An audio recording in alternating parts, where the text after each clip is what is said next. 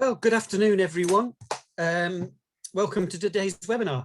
It's going to be around new developments in employment law with our great friend, Tommy Smith. The developments are so great that I think Tommy was spending the last few minutes trying to update himself on some of the things that had just come out from the Taoiseach earlier on around statutory sick pay. So we certainly put him on the spot this afternoon, and hopefully there'll be a little bit of that from Tommy later on. Before we move on to Tommy, we're going to introduce Damien in a minute from Quest Systems, but I just think first thing to say is it's really great just to be talking to you, and things seem to have moved on. We've got an improved situation, and clearly it's been great that we've had the last couple of weeks or 3 weeks now nearly of trading with the doors open, which is fantastic. And it's also great that we've seen our colleagues in hospitality start to open the doors on Monday. And we wish them obviously the best of luck with what the future brings. So it certainly seems as though retail's in a far more buoyant situation now than where it was perhaps a month ago. I was on a call this morning with the Retail Forum and with government, and there were three things that meeting focused on. One was training and development and the government's views on training and development in retail. The other was the climate agenda and sustainability, and the importance of that and how that's going to grow in terms of its importance over the next few years. And the final one, which I'm sure is one close to all our hearts, is town centre first and the need to get our towns and cities rejuvenated following what has been a particularly difficult time. We'll bring Tommy up shortly, but before I do that, I'd like to introduce Damien Stout from Quest Systems. Quest are our partners for today. And Damien in particular is going to talk about their offering and particularly their digital signage offering. So Damien, over to you. Thanks, Duncan, and thank you to Duncan Keelan and his team for giving us the time today to present to you guys. Appreciate everybody's busy, so we'll try and keep this as relative as possible. So just before we start, just some quick little tips on that video conferencing. If everybody could just mute and go off video, close off any unnecessary applications, because I've got some video content that I would like to show you today, and it'll just make the experience a little bit more pleasant, and hopefully you won't have much buffering. So who are Quest Systems? Well, Quest Systems are a multidisciplinary organisation. We work across a wide range of sectors. We're in business over 32 years now, and we're based up in Tala beside the square in a 41,000 square foot facility and warehouse. So we're very lucky to be beside some very nice retail outlets, in fairness. Generally speaking, we operate mainly in Ireland, but we also expand to over 50 countries around the world, mostly with some of our larger corporate clients. We do this by way of having really good relationships with our suppliers, the likes of Hewlett Packard, Crestron, the big AV suppliers like NEC and Samsung and stuff like this. So, you know, we're quite lucky in that to that extent. Well, although we're the newcomers to retail excellence, we're certainly not new to retail. In fact, we've some of our clients we've been dealing with in retail for over 15 years. I'll show you a couple of them when we go through the presentation. So again, we appreciate the time for everybody today, and I'm going to share my screen with you now and go through some of the benefits and services that Quest Systems provide.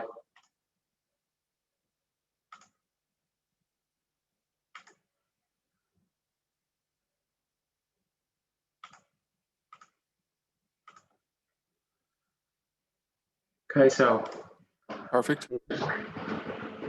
Everybody can see this, I assume. Yep. Brilliant. Okay, about Quest Systems. We're, as I said, we're one of HP's longest standing managed print partners. We have an office supplies division that supplies all the weird and wonderful products that you see in an office space, irrespective of whether it's transactional, IT hardware, or wherever it may be. We have a digital and audio visual division. To give you a little bit of a breakdown, our managed print division, this would include all document related hardware like photocopiers, printers, scanners, all this type of stuff. Even your till printers that you would use to print off receipts, it's all part of this division. We've an automated system that we can manage remote supplies management. Effectively what it does is it will look at the supply levels of all these printers and it automatically triggers its own replacement part and replacement supply, providing that's reached us before 4:30 today, it's with you the next day. So it's a very advanced way of managing printers for people. We have a monitor technical support, allowing us to do remote monitoring and to fix a lot of the issues over by using our login software. We do on-site and routine maintenance for these printers. And I suppose the thing to mention mostly is that with the reduction in capex that people have nowadays, with the way the economy has been over the past while, we also provide a subscription and monthly payment plans, which makes it a little bit easier to get this hardware in the door. Our transactional office supplies division, as I said, they provide IT hardware and accessories, all types of office equipment, for whether it be for retail or business. They have a stationery and office supplies division section. They would supply furniture and store fit outs, and then consumer products. Within the digital and audio visual solutions, obviously they're all audio visual solutions, right down from the likes of room and audio control, meeting rooms, video conferencing systems, digital signage, which is really what this presentation is about today, and how that will benefit retail going forward, in particular in a time when it's really required, coming out of what we've had was a kind of suppressed period. Digital out of home, which I will brush off a little bit later on, which is fairly similar to digital signage, except for it's a potential revenue source for some of your outlets. And then just retail solutions like your POS systems and that type of stuff.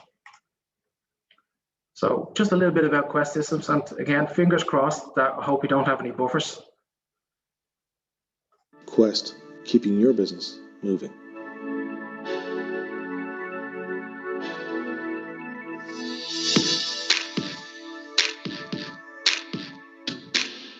We partner with the world's leading audiovisual manufacturers.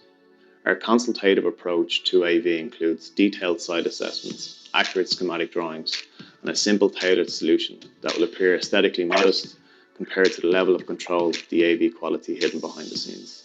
Quest provide tailor-made services and solutions to our customers in 56 countries and 88 locations worldwide. On a day-to-day basis, we supply all office supplies and stationery, but it wouldn't be uncommon to see us trying to source the weird and the wonderful products from all over the world. It truly is fantastic to see these products going through our warehouse. Quest Systems are one of HP's longest-standing premier print partners. Our unique approach to managed print service provides our clients with unparalleled uptime, practical print policies, GDPR compliance, and end-to-end security.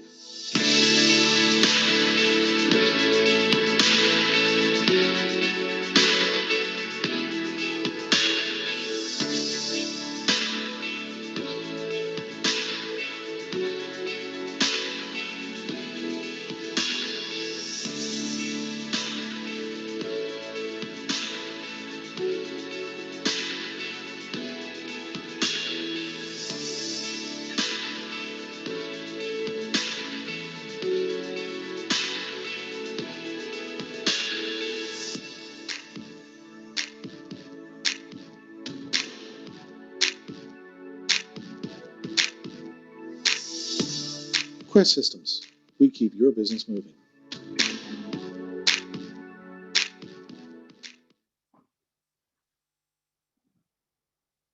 Hopefully that came through okay for everybody. Quest, keeping your business. We can share this on to you at a later stage if anybody is interested. I'm sure Duncan will mention this at the end.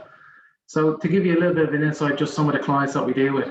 So there's a couple of big names there that you guys will be familiar with. These are long and trusted clients that we've dealt with, some of them for over 15 years now.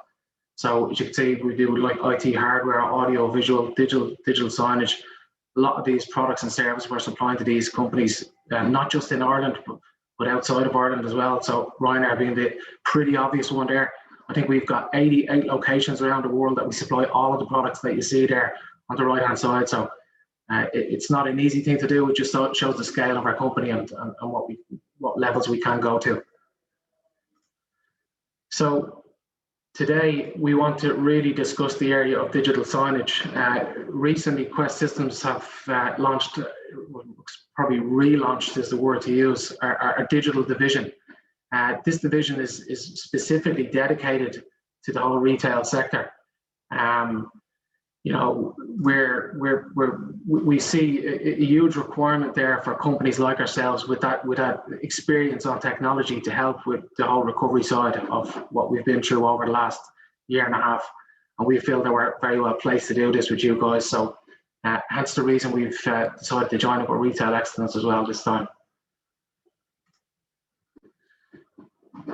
This video is going to show you just a run through. It's effectively all of the solutions that Quest Systems can provide.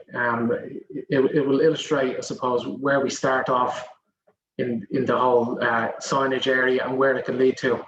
I hope this doesn't buffer again, so it's just a short video. Did you know that digital signage in populated spaces can reach more people than web or social media platforms?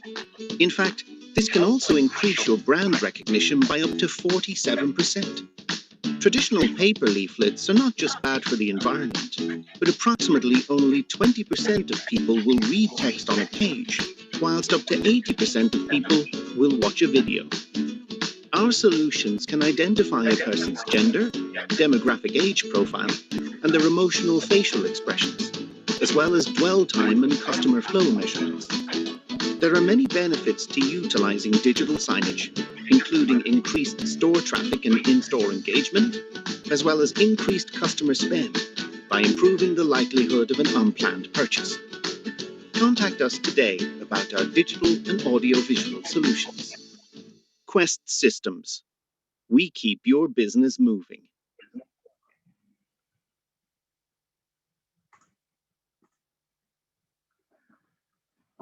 Okay, so that just gives you a run through of the type of solutions that we do. Just to give everybody, for the benefit of the doubt, just so you understand, there's a lot of buzzwords and that being used in the whole signage area. So I just wanted to give people some visuals on what these actual solutions were and what they look like. So video walls and LED displays. Video walls are usually used as a wow factor and a feature on a wall. So you would see these in a lot of retail outlets, and you know, some corporate clients and that would have them as a feature on their back wall. LED display that you see on the right hand side, these are pretty similar in that sense, but they can take up different shapes. So they're modular based wall systems that you would see in some of the top retailers would have these. So they can be made into any different shape. Some of them can even curve around walls. They're getting, the technology has become just so advanced nowadays. Digital kiosks, the picture you see on your left-hand side is one that we've installed recently into Charlestown Shopping Centre outside of Dunn Stores. I mentioned very early on digital out of home. You know, for anybody who doesn't really understand digital out of home, it's effectively having signage in your store that you could sell advertising space on. So the digital signage is the technology part, but the digital out of home is a way of you recuperating some of the cost. You know, it could effectively become a revenue stream for you guys. It's usually done by advertising through your own suppliers, or potentially even talking to you know, some of the bigger advertising agencies that would like to advertise in that particular space. So it's designed really around places that got high footfall. Rod displays, you will see these are predominantly used in estate agents and travel agencies. So the typical ones that you would see nowadays are hard copy printed image that they would slide into a little deck with a light on the back. This is a full digital screen that's powered off a battery that lasts for up to 15 years actually. So it's Wi-Fi connected, doesn't need any power, and the content can be updated in a matter of seconds.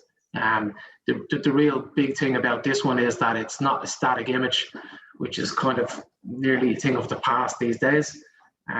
Any of the clients that we have would use these are allowed to put videos and images of if it's a house or a holiday home that they're looking to sell abroad. So it just gives it that extra edge and an extra visual for the potential client. So shelf edge signage. Some of you may have seen shelf edge signage now. It's becoming an awful lot more popular. So that with shelf edge labeling technology, It's completely dedicated to influencing buyers' decisions. So it's actually believed that 85% of a buying decision is made directly in front of a shelf. So what more reason not to have some sort of signage at the point of sale for your particular client? It just allows you to influence things an awful lot better. So the key points that I'd like you to remember for today are investing in digital signage is proven to increase your store footfall. Point of sale advertising will increase your sales. Motion images are almost a thing of the past, but motion images capture more attention than static images, but static images now becoming a thing of the past, excuse me. Printed ads are bad for the environment. Digital signage offers instant and very powerful control to your marketing department. The last point I'd like to leave you on is all of the technology that you see here today is run by one piece of software. All of the ad content, everything that goes onto this can be linked from your front of store to the gondola bay, right onto the shelf edge, fridge, signage, every single bit of digital signage that you may have in your store. The other key part to remember is that this signage now, many of you may have looked at this many years ago, but the cost of this has gone substantially down. It's much more achievable nowadays. We also run a subscription or rental or pay-as-you-go model, which allows you to invest in this technology today and not having to pay for it straight up front. So that's all for me. Thank you very much for your time.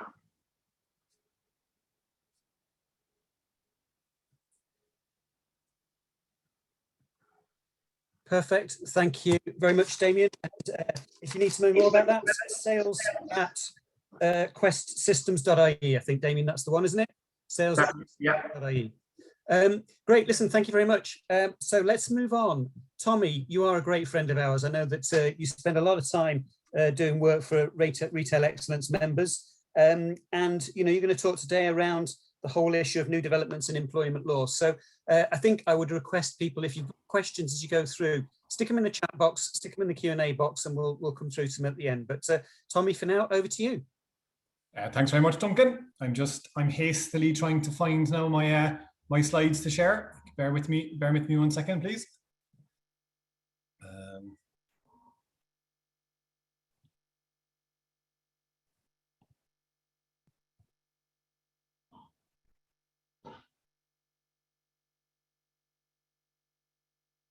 Boot keeling off the screen somehow. Here we are.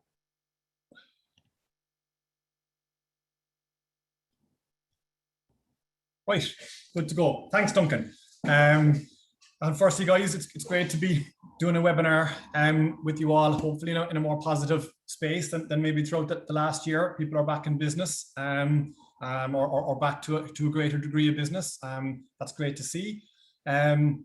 When Helen mentioned doing the likes of a webinar around this time, I suppose, look, hopefully if you're in business now and you're starting to look forward a little bit, I thought, right, let's kind of power through a few issues that have been in the news you may have missed because there are bigger things on your mind, or that are mooted or planned maybe to be an issue that maybe now that you're back at it, it's something to know about and to consider, and at least have a seed sown in your brains for when you start seeing things coming up in the news. So we're gonna power through a few issues. I want to revisit this right to disconnect code of practice that you guys can check out yourselves online. That was published kind of earlier in the year, and I almost took a few tips as to what it might mean for your retail crews or your office crews. Statutory sick pay, which as Duncan said, even caught me cold when I logged on for the test run and I was asked had I seen the press release. So I knew there was a couple of articles this morning in various news outlets suggesting there was going to be something today, but so I hastily changed a few slides there before we came on. Again, a quick mention on pensions, retirement slipped in there as well. Just talk about this concept of the living wage, which people are throwing in there on many calls with us, saying, by the way, what's this story that's kind of floating around, or this phrase that's floating around the news, Quick mention on collective bargaining. Remote and flexible working, and look, we couldn't end the webinar without at least mentioning some of the latest COVID bits and pieces. So guys, there's a few bits I want to get through, so let's get into it, because I don't want to delay hugely either on your fine Wednesday afternoon. So in terms of the right to disconnect, all right, Code of Practice was launched earlier in the year. Leo Varadkar, kind of in his role as his Minister of Enterprise, then Tánaiste really came up with it. We already have working time law in Ireland, Organisation of Working Time Act 1997, which clearly sets out daily breaks and weekly breaks. I suppose, look, in the more modern workplace, I mean, that would say that you have to have a daily rest break of 11 hours. Okay. I think most people will say somehow or another, whether you're a blue collar worker or a white collar worker, the way modern workplaces are, we're far more contactable now than ever before. Devices, phones, where things are far more accessible to us. So I suppose what this Code of Practice is saying, look, what employers really need to now wake up and kind of think, right, when my employer is in, they're in. When my employee is in, they're in. When they're out, they're out. So kind of examples, and guys, you know this better than I do. You're working in retail. I mean, managers, who gets the phone call kind of on their day off if an alarm goes off, or who gets the phone call if someone can't find a file on the computer, or if there's a customer comes in and someone can't find the stock that was on hold for them, something like that, or if there's a problem or an issue, or you probably have guys who they're not unhappy to take a call. But I suppose what this Code of Practice is saying is you really need to try to work that out. You need to have some sort of concept of handover log or a whiteboard where, anything that could come up in the next 24 hours is alerted to the next shift supervisor. Simple things, just to avoid, it's okay, Johnny doesn't mind being contacted, even if he's out on the golf course, we can give him a quick call. And then obviously from the likes of your white collar, your office workers, your desk workers,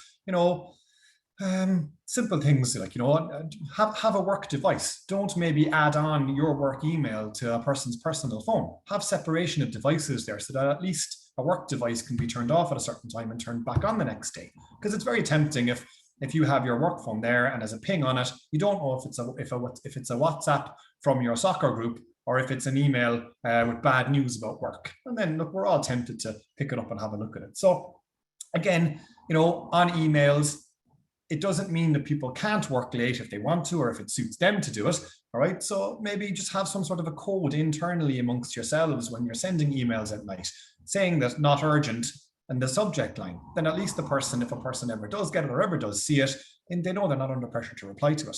Have footers, little changes, little habits in your business, footers on an email saying, just because I send this out of hours doesn't mean I expect a response to it. These are the simple tips really. That number one, an employer is supposed to try to iron out these things, work out the need to contact people when they're off the clock. That's the priority. Minimize it. It's a bit like manual handling. You talk about manual handling training, but the way the law is framed, training is the last resort. What an employer is supposed to do is actually design the workplace and bring in mechanical aids to actually avoid the need for lifting to be done in the first place. And then you train as a last resort. So it's the same with this. You try to develop your workplace where you shouldn't have to contact people at all. And then, if you ever do, bring in other policies, other supports to design around when you might have to do it. Okay. So statutory sick pay, guys. Yeah, the hot off the press. Okay. So it's kind of just been announced basically in the last kind of hour or so, all right, that from January the 1st, 2022, employees are going to have 3 days of sick pay, and then eking up in 2023, it's 5, 24, it's 7, and then in 2025, it's 10 days per annum. It's capped at 70% of the employee's daily rate. And then there's a cap of €110. So if a person's on a high wage, they're going to get €110 where the cap is on it. A medical certificate will be required for any sick pay that's to be paid, and a person has to have 6 months service. I think when myself and Duncan were talking about this, I think before Christmas, because we were preparing a submission on behalf of REI members, and I think we were, these are all the points we were debating. A couple of comments I'd have on it, certainly at first glance now, okay, is that for employers, one problem with it could be that it starts with day one. Maybe we were hoping as employers there might be a waiting period, that the first day of an absence, if an employee just rings in sick, that maybe that's not paid as part of this sick pay, but then it kind of links in more for more substantial absences. I think for the employees, I would say, depending on the wage a person's on, they have to get a medical cert straight up to avail of 70% of a day's pay, jeepers, that's nearly, you know, the way doctors may charge for a medical cert, that could even be the first entire day of their 3, certainly for next year, gone to get the medical cert to enable them to claim further days. So look, nothing's going to be perfect. Okay, the Taoiseach kind of had announced that he wanted to bring it in. He feels it's kind of a moral obligation, a decent thing for Irish employers to have, and certainly look, kind of there'll be more written about it, there'll be more debates about it. But I suppose as a first comment on it, look, it is an extra cost on you guys next year. There are 3 days, capped at 70% of the person's pay. And look, we'll probably do more of an article maybe for you guys, or a press release down the line through the Retail Excellence Communications with any more kind of thoughts or details on it. Pensions. So again, another lovely topic, which is probably going to cost you guys money in due course, although I think maybe COVID has delayed the actual implementation date for some of this. And look, again, guys, similar to sick pay, look, it probably comes from a moral good place, okay, or morally good place. And that, like, you know, the state pension simply is unsustainable. The PRSI contributions of workers can't sustain the people who are currently being supported by the state pension in their elder years. All right, so there's currently a pensions commission preparing a report on it, okay, and I think the concept of auto enrolment isn't new. It was probably, I remember back when I started in this game in the mid-noughties, Seamus Brennan was a minister at the time, and I remember my father reading out an article to me on the likes of that and saying, yeah, look, it has to come. It's just not something that governments have had the appetite to probably deal with, you know, delay retirement ages, reduce pensions and stuff like that, bring in mandatory employer pensions. It's not something that's a politically good potato to manage. But they are coming, they have to come, all right? So I think what's planned from an auto enrolment point of view is that an employee, when they start, will have a plug trailing out of them. And as they join your business, they'll plug into this pension scheme that they, through their wages, you, through as employer costs, and the state will all contribute to. And then if they move on from your business and come into my business, they'll simply unplug reasonably seamlessly from your tap, and they'll plug into my tap. And when they start working for me, the bucket will get fuller and fuller. So that hopefully when they do retire, there'll be a reasonable pot there for them to have a dignified retirement. Okay.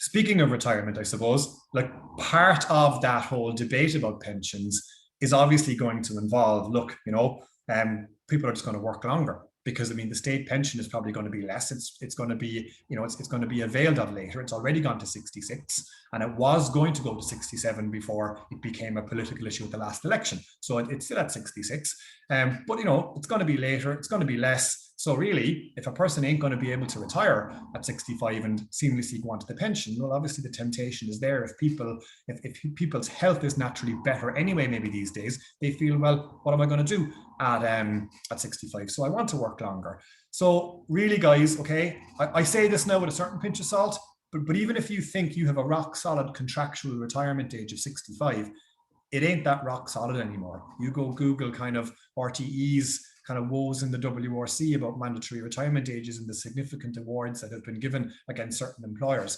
It's just not there anymore. You need to also go and have a look at this code of practice from the Workplace Relations Commission on longer working. And it really means that, guys, at this stage, don't presume that 65 in a contract means you can just seamlessly walk guys out the door at 65. All right. What you need to put an alarm in your own diaries, on your own phones, is that if you have somebody approaching that stage of life, you need to give them at least a 6-month lead into this. You need to set an alarm for their 64th birthday, their 64 and a half, and start talking to them at that stage about what are their plans for 65 or beyond. Okay. And so living wage. Again, guys, this is something that, just like I said, people would ring me about a certain issue, and before they'd hang up on me, they'd say, oh, while you're on, what's this thing about a living wage? All right. So currently we have a minimum wage. All right. But for years now, there's been this talk about, you know, minimum being floor wage, but the hope that employers would look kind of to pay above that where possible. All right.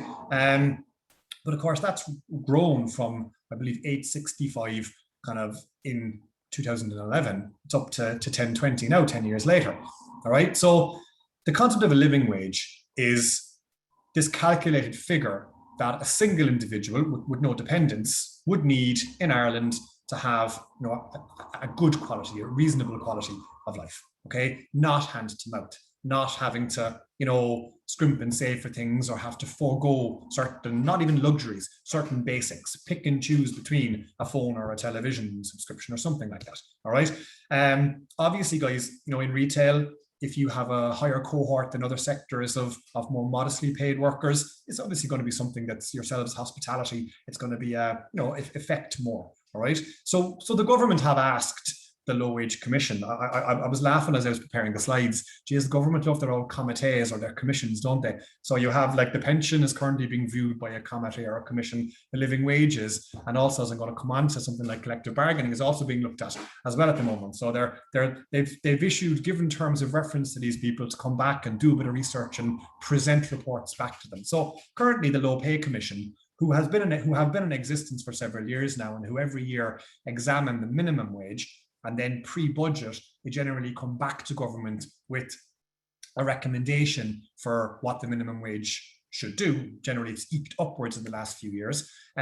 They've now been tasked as well to actually have a look about how could the concept of a living wage come in. The government have committed to try to bring this in within its lifetime, all right?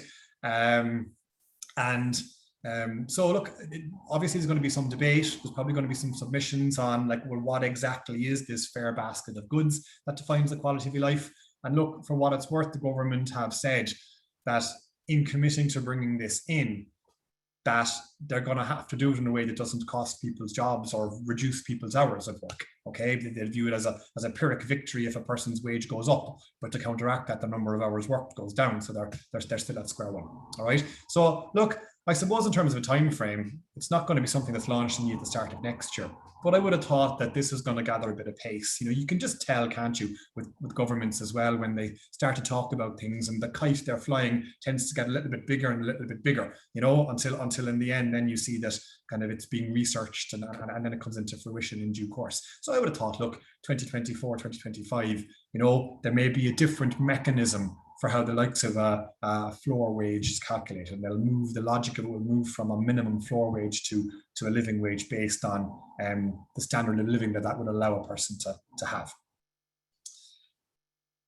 So just catch up on some changes to leave from the workplace that have happened kind of during the pandemic, again, in case anyone's missed it. So look, we now have paternity leave, parental leave, and parents leave. So parents leave is the latest leave. And it was 2 weeks, but it's now moved since April to 5 weeks. And that does have a social welfare support. So a parent of a child can apply for up to 5 weeks off, and it's unpaid by you, but they move on to a welfare support while they have it. So that's in there since April 2021. At the same time, for the first time, we enshrined the rights of same-sex couples under adoptive leave. So again, if a same-sex couple is adopting, they can nominate which one of the parents is going to avail of the longer leave, which is more tied in with maternity leave. And then the other member of the couple can gain the benefit of paternity leave, which at the moment is 2 weeks off. So again, parental leave has moved from 22 weeks to 26 weeks. So I think most of you will have known of parental leave at this stage. You'll have had people requesting it. Okay, it can be taken in as little as 1 day a week. So somebody could have a Monday off or a Friday off for several years if you work out the 26 weeks worth of 1 day off at a time, or it can be taken in chunks, obviously, and people apply for it. But that's moved from 22 up to 26, and it had previously moved from a child under the age of 8 to a child under the age of 12. But there are other things to I suppose know about changes that have come in. Collective bargaining, guys. Look, it may not be something that's of huge direct interest right now to you, but again, I just think this is something that it's still worthwhile kind of employers always just knowing about. Okay, so because it's trade unions, and I know to many employers, trade unions, it's this scary concept, it's this scary word. Okay, but look, where it's at in Ireland right now is that an employee has a constitutional right to join a trade union. They can do that and you can't stop them, nor really should you have any reason to want to stop them, okay? And where there's an individual procedure with an employee, so if it's you having like a more formal disciplinary issue with an employee, okay, or whether it's an employee having an individual grievance with work, they're allowed to have a trade union rep attend a meeting with them. So that's again, there's a code of practice long published by the LRC as it was, now morphed into the WRC, where there's a code of practice on disciplinary and grievance procedures. So even if you have a disciplinary grievance procedure that doesn't state that, well then like the code of practice, which isn't quite, I'm not going to quite use the phrase the law of the land, but code of practice by the WRC is given serious recognition in our industrial relation bodies, your labour courts or your WRCs. So really, for an individual issue, a union official can attend. Right? But then the employer doesn't have to recognise a trade union for collective issues. So if a trade union official wants to talk about the wage for the staff as a body, the employer can say, well, look, we don't recognise a trade union for that part. Okay. So then moving on in the story, but then there's also an issue that an employee does have the right to collectively bargain. So if the employer doesn't recognise the trade union, it can then be asked, well, how do the staff collectively bargain? Now, some REI members, some of the bigger ones, have been some high profile ones, some of the pharmacy groups have set up what's called an internal staff forum or a committee, or it's called, the technical phrase is an accepted body, which maybe votes in members, and these members then try to sit with senior management and negotiate. But if that doesn't happen, or if that's not relevant or reasonable for medium-sized or smaller-sized employers to do, well, the trade union can then follow certain steps, but they can bring an employer to the labour court and they can say, look, the employers won't talk to us, but they don't have any other collective bargaining mechanism. So we're asking you now, Mr. Labour Court people, to impose terms and conditions on the employees, and the employer can have their basic wage, premium rates for public holidays or Sundays. They can have sick pay well in advance of what was announced today, imposed on them by the Labour Court. All right. So look, where it's going right now is that nobody thinks that's a great system. So really where it's looking at is, and again, if a Fine Gael, Fianna Fáil government is talking about things like collective bargaining rights and sick pay and pensions, something's something's moving. So look, probably again a couple of years away, but it may be the case that there's going to be mandatory recognition for trade unions. So if a trade union can show they have X percentage of people signed up to them in a company, then the employer may have no option but to sit down with them and recognize them and negotiate with them on behalf of their members. Okay, so again, I know to some that will be a scary prospect, but look, like again, at the moment, if you don't, you can still be taken to the Labour Court anyway. All right. So it's watch this space. It's not something that directly affects you now, but again, guys, I just think it's something that I feel it's something you should be aware of and pay attention to as you hear any news bits or any articles that come on board. So again, look, remote and flexible working. Well, look, again, I seem to mention Leo Varadkar's name quite a lot in these things, but he seems to, in his portfolios that he currently has, he seems to be on point for a lot of this stuff. All right, so he's recently again asked for consultation on the likes of remote working. Really is the hub of it, but flexible working is kind of piggybacked in there as well, and there's a key difference between the two of them. All right, and just some points on it. So I mean, look, the government, from what I've read, are looking at up to 400 remote working hubs in various provincial towns and villages around Ireland. I think one of the articles I read said they're looking at, if there's disused pubs, they're looking at kind of buying them and renovating them into these kind of, mini remote working hubs kind of in all sorts of places, which I know from city centres, it may mean that there's less people in the city centre, but then for kind of towns and villages, your high streets, your small, if they're in these towns and villages, it could be great for them. You have like 40, 50, 60 people now working in an office environment in those towns, and they'll all maybe nip out for their coffees or their messages or their flowers or their pair of shoes and stuff, right? So that's the one key thing I want to say is this, and one thing to remember here is working from home, it's a different concept to remote working.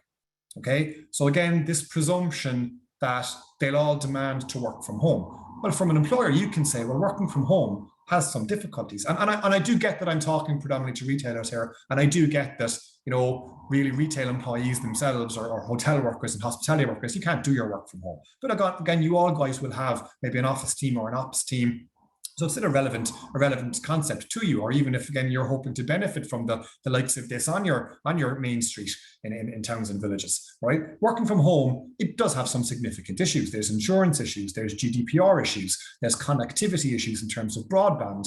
And then if an employee is using their broadband or their landline, there's, bill issues, and will the employee need certain kind of expenses for the likes of that? So obviously, if someone can save an hour and a half of a commute into Dublin City or an hour into Cork City or something like that, if there's one of these hubs 10 minutes from their house, an employer can kind of say, well, not sure about working from home and insurance and risk assessments and all of that, but if there's a remote hub there, I'll rent a desk for you there a day a week for hopefully what might be a modest fee. So again, have in mind the difference between remote working and working from home, all right? And then look, we're still washing through here an EU directive from 2019 on work-life balance. And that's where the concept of flexible work comes from. And look, primarily, I know this can apply to anybody, but I think the main kind of cohort of people who are being kind of who the government are trying to assist with this, it probably is family, okay? People who have a young family, okay, who maybe when a family comes along, one of the people opts out of the workforce because they may have worked again in a city and may not be able to find a job close to them, or that suits kind of childcare and the cost of childcare, or by the time a second wage is discounted by the cost of childcare, is it worth it? So I think what they're looking at is, it's really more of a stick replacing a carrot, okay? That if a person asks for some flexibility, for genuine reasons, such as compressed hours, such as fixed days. At the moment, so many employers will say, oh, don't do fixed days. I can't do that now. I would set a precedent, and sure, they'd all want it then. And this, look, that excuse, while I do understand there's a genuine kind of position on that, look, it could be the case that talk like that these days are numbered. And you'd have to genuinely show, well, hang on a minute, the person's making for the next 1 year, for the next 2 years, to suit possibly, the likes of childcare availability or creche. And I do get the fact that childcare facilities, they don't like a roster that floats. They want to know you're booking little Mary in on Mondays and Tuesdays from this hour to that hour, and there's a fix to it, so that creches and childcare facilities can also run their HR and roster their staff and give some security. So look, there's a logic to it, and I just feel that whenever we're working from home in retail, I do feel that you need to kind of keep watching this for flexible work, and that phraseology in any new kind of legislation that could be coming out later in the year, because it could make it harder for you to just out of hand dismiss the concept of trying to give an employee a bit more security or flexibility or compression of hours. Okay, and that's where I think something that could be another thing that's very real issue for retailer and retail rosters to deal with as the year progresses. So again, guys, okay, so moving on to COVID then. Look, they started off as the return to work protocols last year, and then as the year progressed, they morphed into these work safety protocols. So they've been updated again ahead of this opening. So look, I just encourage everybody to, any booklet you did, any safety statement updates you did last year, any paperwork you produced last summer ahead of maybe when we reopened from lockdown 1, just make sure it's still fit for purpose in 2021. All right. There's great resources on the gov.ie website. There's kind of on the health and it links to more health and safety authority, and there's videos there, and there's other templates will help you guys as you work. Look, most of the simple rules are the same. All right, you still have to have your lead workers. They still have to be trained, okay, and be the watchdogs in each location for kind of COVID compliance and safety. And obviously, it's still going to be the case as long as this lasts. That keep it simple, lads. Hand hygiene, mask, respiratory hygiene, social distancing, and signage. They're still prerequisites of all this.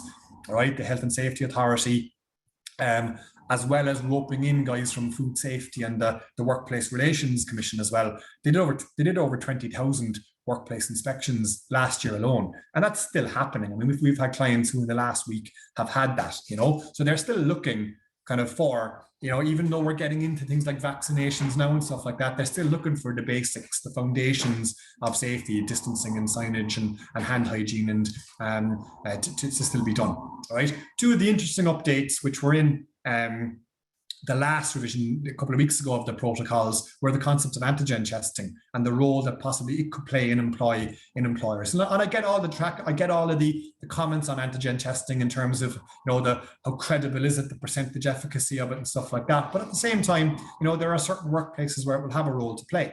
I'm a bit critical that it's granted the government seem to have thrown it in there without necessarily really giving proper advice to employers as to how and when it should be used, okay? And I get the fact that it isn't particularly cheap. I think somewhere I know recently, locally here, you get 20 tests for 80 quid or something like that. So it's not cheap. But look, possibly, guys, as the summer progresses, possibly for a younger demographic of worker who maybe won't have the vaccine as quick as everybody else, look, you could certainly look that if there are certain clusters in your workplaces where it's hard to socially distance more and stuff like that, you could look at a weekly or a bi-weekly antigen test just to give reassurance to employees or even their parents, if it's kind of summer staff, that we're taking it seriously and we're making sure that our employees are protected as best as possible. And another big thing, and I've heard a few interviews on the radio as well, where this word has come out now again, it's ventilation. Okay, it's grand to say have an outdoor summer and stuff like that, but I think the data that seems to have come through more recently is that, look, guys, get the windows open, get the doors open, because the more ventilated and the more turnover of air you can have in a place, the risk factor really is compressed downwards. So obviously, like stuffy underground offices without any air conditioning, not too safe. But again, upstairs, windows open, hopefully in the summer, if we do ever get a bit of consistency to the weather, all right? Definitely maximize the ventilation kind of that's there. Or if you do have offices that aren't great, if you can kind of even buy in your Dyson air filters and stuff like that. Again, if we're talking about return to offices in August, as our esteemed Taoiseach Contánaiste seem to want, if people are going to be quite nervous, the more you can relax them and focus on these return to safety protocols and things like antigen testing and ventilation, you guys are showing as employers that you are moving with the times. And if the latest revision of these documents includes the updates to the likes of these two concepts, that look, we've researched it, we've welcomed it, we've introduced them where possible. Okay, look, I mean, the vaccinations, to be fair, the rollout's seems to be going pretty well. Most of the testing centres seem to be reasonably well-oiled machines, okay? But look, from an employer point of view, and I'm sure at this stage you would have read it in newspaper articles or stuff like that, you just can't insist a person gets the vaccine. It's their constitutional right to have control over their body, and if they don't want to get a vaccine, that's their choice. Okay, and where you need to be careful is, I mean, there could be medical reasons for them not wanting or not being comfortable getting it. There could be religious reasons for them not wanting to get it. Okay, so where you need to be careful from an employment sense is they can't unreasonably be penalised for exercising their constitutional right to simply decide not to get the vaccine. Okay, of course, from a risk assessment point of view, there could be logical decisions. I know I had one client who was in a pharmacy where two people who actually worked close together in one particular room doing blister packs or something like that, both weren't getting the vaccination. So the fact that he knew that and got that information from them voluntarily meant he redesigned the workplace so that they didn't work in close contact with each other. Because again, if one of them was a close contact or got it, the other person would immediately be out, and then both of his people who did that one task wouldn't be available to him. So again, if people will freely give you the information, absolutely fine. You're allowed to ask. But obviously, if people don't want to tell you or say they're not getting it or haven't made their mind up yet, look, you can't pressure, okay? You can provide information, is what most of the websites are saying, but you can't kind of force them to tell you, or you can't force them to get it. Yeah, look, another thing that's come up again in media outlets is paid time off for vaccines. And look, guys, look, again, strictly speaking, no, if they're not going to be at work, they're clocking out to get it. I have heard some employment law solicitors say, well, the employer under health and safety law has to do everything reasonably practicable to protect the employee. And if that means the employee has to go get a vaccine, if the employer denies them the right to get the vaccine by forcing them to miss pay, could the employer be landing themselves in hot water? But look, I'm still sticking to the point that if you're really, really being strict on it, if they have to go to a personal appointment, then they can clock out of work. But I would encourage everybody to have some form of reasonable approach with it. Okay, I wouldn't be saying a person gets a day's paid off for the vaccine. I wouldn't, say that a person even a half a day, but if something like, if you as an employer can come up with this concept that, look, you leave an hour before your vaccine, come back an hour after your vaccine, 2.5 hours. If you could find a way to like either pay them for it, or let them come in an hour earlier in the morning, or work back an hour, that they're not down money. That could become more important again, guys, as the summer goes on, and as younger people again maybe decide, kind of, if they're going to have to forego a day's pay to go get the vaccine, will they be bothered doing it maybe? All right.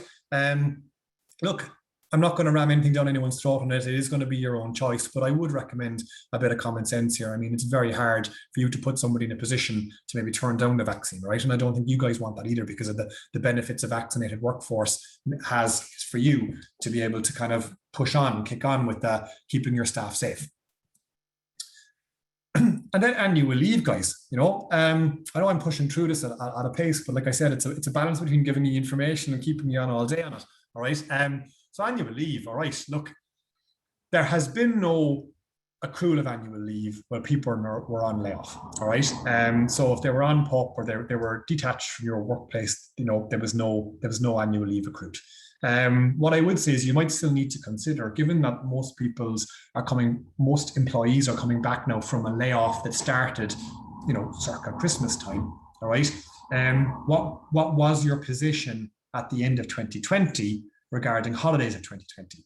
Did anybody have holidays that they hadn't used up? Do you allow them carry over? Did you deal with that? Even if you don't normally allow them carry over holidays, did you make a special dispensation? Because, in reality, did they have a lot of time to be able to take holidays from 2020? So that's one thing to have a look at. I would definitely, guys, be proactive. I think I was trying to bang this drum as well last year, but I get the fact that there was a lot of in and a lot of out last year. There was ups and downs and dramas kind of, and lockdown 1 and 2 and 3, and people earning holidays and then people not earning holidays. But it did lead to a situation where all these inspectors who came in, these 20,000 inspections, or certainly the proportion of those inspections that were dealt with by the WRC, annual leave came up. And they were not impressed if a person had a reasonable chunk of annual leave left, because a person should have the right to avail of paid leave, and they needed to find a way to wash through it. So I would definitely, if you're sending out an early summer memo to your staff, I would kind of say, look, guys, come on, book up the slots. I get the fact that this seems July the 19th now is going to be a date we'll talk about in a second, but yeah, not everybody can keep 3 weeks in the hope that we're all off the Torremolinos in November for one big hoolie, right? You will only allow a certain number of people go at the one time. So just maybe a little encouragement to people, to tell people that, because on the one hand, you'll entice people to use up maybe a bigger element of their holidays and not wait. But on the other hand, if a bottleneck does emerge and you have to start telling people, I can't give you that week, I can't give you that week, I can't give you that week, it's all used up. And then again, you can point back and say, hang on a second, lads, I told you back in early summer that to get booking, it's not my fault that you waited, and there's no slots there now. All right. So look, guys, do I have every single answer now on this July the 19th and this digital COVID cert? I probably don't. That's still going to be a live thing that's coming up, okay? But it would appear, all right, that, fingers crossed, of course, people are going to be able to go abroad again kind of from midsummer, especially people who have maybe full vaccinated, or there's also rules around people who've had COVID recently and have recovered from it. They're applicable to travel, right? I suppose the problem I see, of course, is this emergency brake, that if there's a localized outburst, or if a variant becomes very prominent in a certain country, well then, what does that mean for a person returning from that, okay? And it was the same last year with the list, the government list. I know people went abroad to various countries, and I suppose whether they should or they shouldn't, they were allowed, and they did, all right? And when they booked and when they went, they thought there was not going to be an issue with them coming back in. And then it's while they were over there, they got caught. But then other employees deliberately booked, knowing they were going to have to restrict their movements when they came back. So look, guys, I'm going to say, look, at the moment, if the government say, get your digital COVID cert, and if you want to, you can go to Spain for a week on the beach. Am I going to criticize that person? Probably not, because it's at a stage where if we're under control, they can do that. All right. If while they're in that Spain or Italy or wherever they are, and something happens and they get caught over there, or that something changed in the status of that country, which means that when they fly back in, They're going to have to now restrict their movements. Again, is that ideal? It's not. Would I view that differently to somebody deliberately flying into a hot zone? I probably would, because they didn't do that deliberately. They got caught there. Okay. So look, guys, again, you probably know as much as me on this kind of digital cert now on this July the 19th. All right.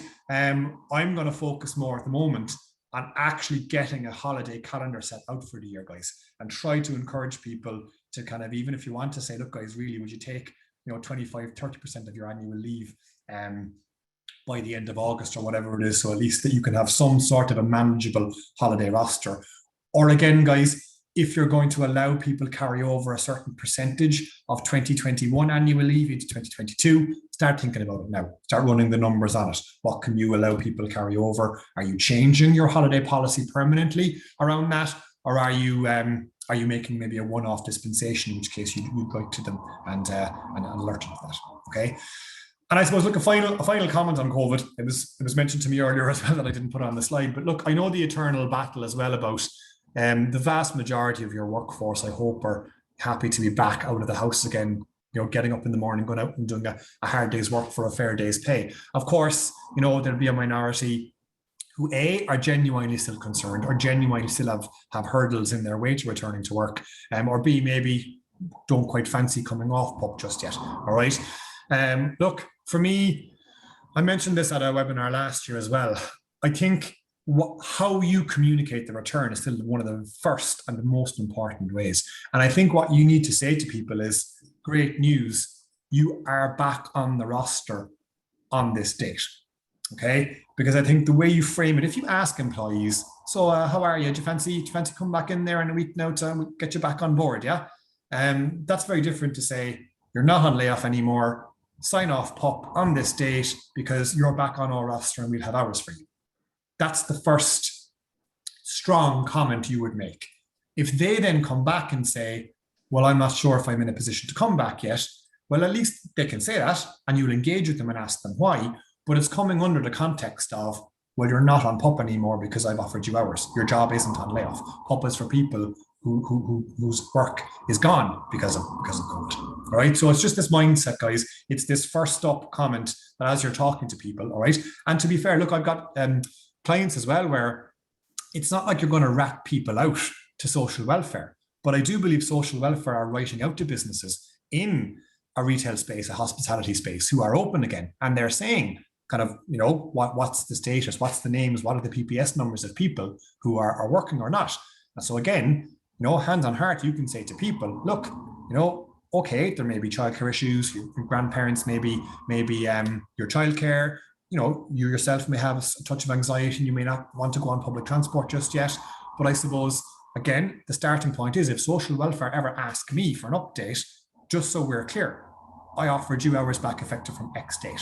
So after that, I can't, kind of control what you do or don't do with your own PUP. But that's the marker date is when you particularly state that they've been offered hours back. So if welfare ever do knock on your door, you're going to be telling them that's the date where I've mentioned we've offered you hours back. It's up to the employee after that. Okay. So that's what I wanted to go through with you today, guys. I know I probably rock and rolled through it and I spoke so fast you may want to go back onto the YouTube yesterday and slow me down and I'll speak slower for you. But I will stop sharing there now, and Keelan, if there's any questions, if you want to pop them into the Q&A, guys, if there's any now, or if not, I'm happy to deal with any that's been put in already. Tommy, there's a couple. I'm going to we'll whistle through these in a couple of minutes, can we? Yeah, sure. So there was one here right at the very beginning, just around these call-outs, and I think it was around your point around the right for time off and all that sort of thing. It was call-outs, alarm call-outs, a challenge. Yeah. How do you handle that? Okay, so look, it still is you contacting somebody when technically they're not at work. All right. So I suppose it's who is on the list of people who are contacted? What's their role in the business? How senior are they in the business? And again, is there any other way of rotating that? Is that one person the whole time who kind of, look, I don't know, kind of, if because of the location or antisocial behavior late at night or excess wind and weather warnings or something, if the alarm's gone off too much and a person's getting excessive calls, look, you got to change the system. You got to find a way around that. All right. I do get the fact that, look, it's one of those things when I was kind of going in my head, because look, all this right to disconnect, it does generally start with desked workers. It starts at white collar. Okay. It starts with the concept of email being accessible and we're falling asleep at night and there's a little glow on the bedside locker, kind of, and are we tempted to actually check what it is or what it isn't? Right. But then obviously for your deskless workers, for your retail workers, look, there's other things that apply too. And like, I know super value managers who they barely get a day off because something always happens when they're trying to get their day off and they're always called. So I'm kind of saying, look, employers now, you have to cop onto that now, and you have to realize that kind of things like alarm call outs, phone calls when fridges break, try to find another way. Try to find a way where at least it's not one person getting the calls all the time. Maybe that there's a number, it rotates, or there's a phone, or there's a beeper, and it's just handed around for people that one person doesn't get landed with it all the time. Yeah.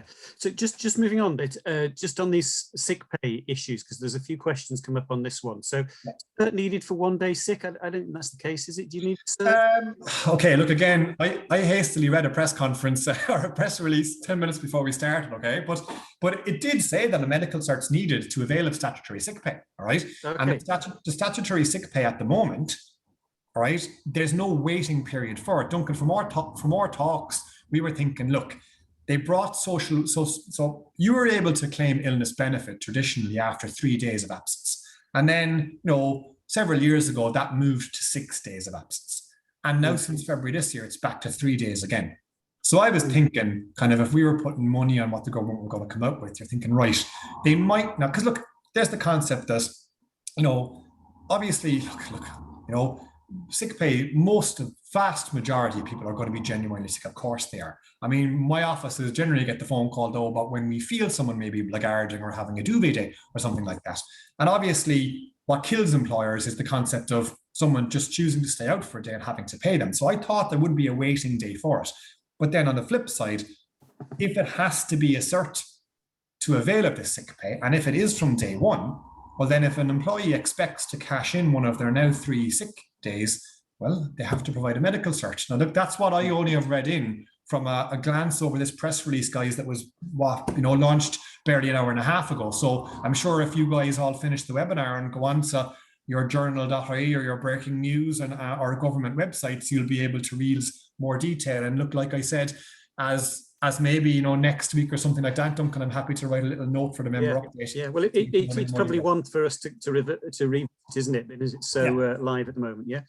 Erica's just made a couple of points. One is around, and I think we know the answer to this one, but relation to sick pay, will it be down to the employer to pay the first 3 days and the state thereafter? That is the case. That's what it's looking like. Yeah. So if you take a person and their average day's pay, you go to 70% of that, and if they miss and they hand in a cert and they're eligible for it, so they're with you more than 6 months, so they're eligible for the scheme. It's 2022 now. It's February 22. They ring in sick on a Tuesday, right? They're eligible to get 70% of that day's pay, right? Provided they give you a medical cert. And then after 3 days, then if their absence continues for 3 days, all right, it hands over to the state and the illness benefit kicks in. Yeah. Okay. And just parental leave again briefly. Did you just touch on that? I know you went through it really quickly. Yeah. Okay. So parental leave is long-standing. That's been around a while now. Okay. That's an unpaid form of leave. It was 22 weeks available, and it's now at 26 weeks. Okay. So again, an employee of a child under the age of 12 can go to their employer and say, I want to take parental leave. Here's how I want to take it, and they can ask for it in increments as little as 1 day per week, or they can ask for 6 weeks off, or to bond with their child or spend time with their child. Now, parental leave like that, ideally a company would have a policy on it where it would say, but you don't have to accept every request. Obviously, if an employee comes or 3 employees of your 5 employees all say, we'd like kind of November and December off, please, as parental leave, you're going to have to courteously reject that application. But the onus is on you to go back and maybe offer, but you could do it this way, you could do it that way, or how about you have August off because we'll have college kids in for the summer, or how about you have February off because it might be a quieter time of the year, and give options to the employee for parental leave. Okay. Parents' leave then Yeah. it's used as a similar concept, and in reality, parents are probably going to use their parents' leave quicker than parental leave because they get social welfare, a payment from social welfare for that, and that's 5 weeks now. Okay, brilliant. And this is the usual chestnut here about vaccinated people. So 2 staff members that have been vaccinated can sit together in the canteen, i.e. with less than 2 meters apart between them. Would that mean we're still being compliant? At the moment, I'm still going to say to you no, because vaccinated people can still have it. So if one vaccinated person has it, they can give it to another vaccinated person. They may not get sick from it, but if you then have unvaccinated people, it's still a spreading risk. That's my reading on it at the moment, Duncan, okay? That they're saying, from what I can pick up and everything I'm reading, that even though somebody may be half vaccinated, fully vaccinated, we still in the workplace will respect the basics of, you know, hand hygiene and social distancing and masks. Yeah, okay, this one's going to run and run, isn't it?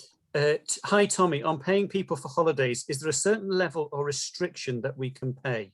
Is that word restriction right? Is there a certain level on paying people for holidays? Read that out to me again. So it says, on paying people for holidays, is there a certain level or restriction that we can pay? Okay, that's not 100% clear to me, I suppose. Look, like obviously some of the rules around it, and one of the old chestnuts is kind of, you should only ever pay people holidays on 2 occasions. The first time is if they ever leave your employment, if you get rid of them or if they leave you. And the second time is when they actually book and take time away from the roster. I know some employers have, you know, for part-time for students, they throw 8% onto the weekly pay and kind of clear holidays as they go. Shouldn't do it. Or at the end of the year, if a person has excess holidays in their account that they haven't taken, they kind of pay them for it. Again, it shouldn't be done. All right.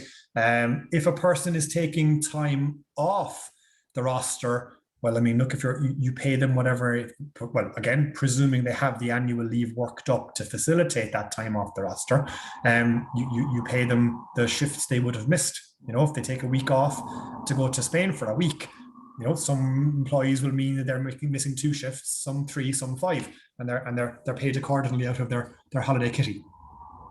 Yeah, okay. 3 more, we'll just whistle through them and then we're finished, Tommy. But this one, Betty, if a part-timer comes back after layoff, so presumably after being on the PUP, is the maximum holiday entitlement for the remaining months of this year? Okay, so if they're kind of a floaty part-timer, well, then their holidays probably would always have been earned at 8% of their hours worked. Okay, I think what Betty there may be getting at is this concept of 1,365 hours. So if a person is part-time and if they cross 1,365 hours in the year, they just automatically have an entitlement to 4 weeks holidays in the year. Okay, so last year that was an issue, right? Depending on numbers of lockdowns, and if people came back after lockdown number 1, they could have missed nearly a quarter of the year. But if you project out their 40 hours a week or whatever it is, they would still have hit that margin. So even though, so part-timers would have come back and it's more pay as you go 8%. So they may only get pro rata, maybe last year may only have earned 60-70% of what they would have expected to earn. But some full-timers, even though they missed 25% of the year or so, they actually hit the 1,365 marker. So they got their full 4 weeks annual leave cohort. So with the part-timer, it does depend on the hours they work. I think it averages 1,365 averages circa 27 hours a week. So if you're talking about a part-timer, Betty, that's kind of lower than that, I would model it out. But if you give them 8% of the hours they work, all right, go as holidays.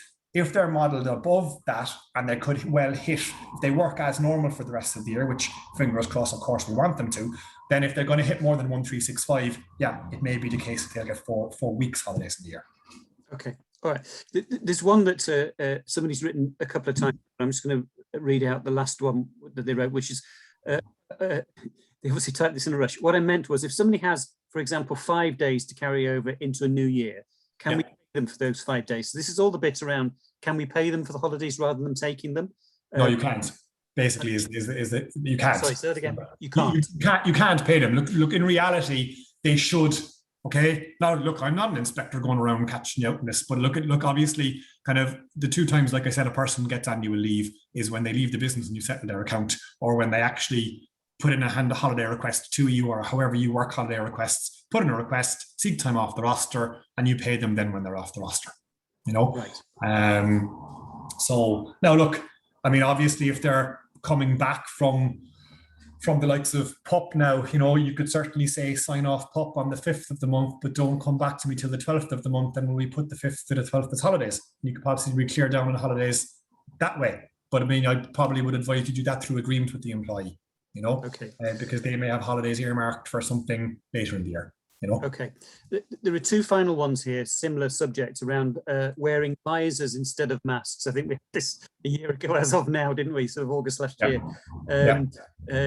What about wearing a visor instead of masks in the shop, and staff are wondering whether they should or shouldn't or whatever? And then somebody else has said here, is it okay, Vivian Jones, is it okay for staff member to wear a visor instead of a mask from time to time because they say they have leavers being compliant? And can customers complain or object to that staff member being on site or serving customers? So what's the thinking around visors versus masks? Tommy, any view on that? Oh, I'm actually blanking on that now. And I was thinking, no, go away from me. You. Good.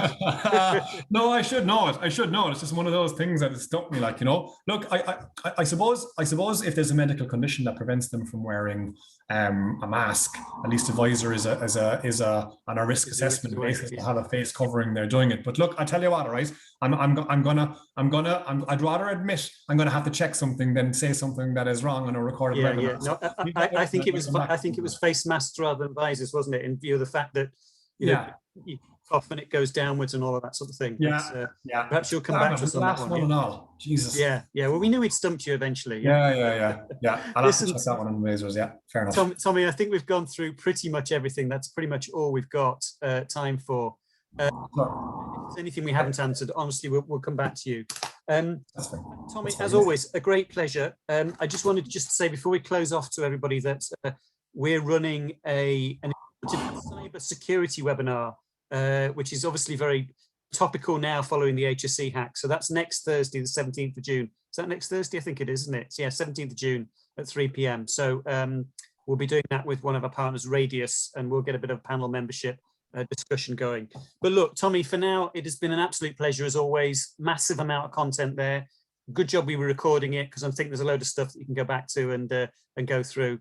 So thanks a million for your time, and thank you to everybody for attending this afternoon's webinar. Bye for now.